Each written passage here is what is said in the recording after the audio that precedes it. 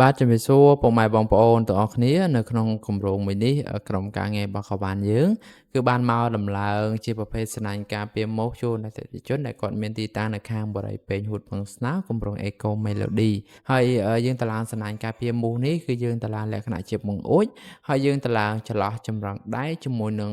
ប្អូនកញ្ចក់របស់គាត់មានអតិថិជនច្រើនខ្លាំងមែនទែនដែលគាត់សួរពាក់ព័ន្ធមួយការតឡើងនេះណា គាត់សួរថាបង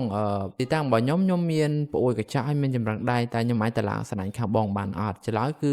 យើងអាចតឡើងបានបើសិនជាចន្លោះប្អូចហើយនិងចម្រឹងដៃហ្នឹងគឺវាមាន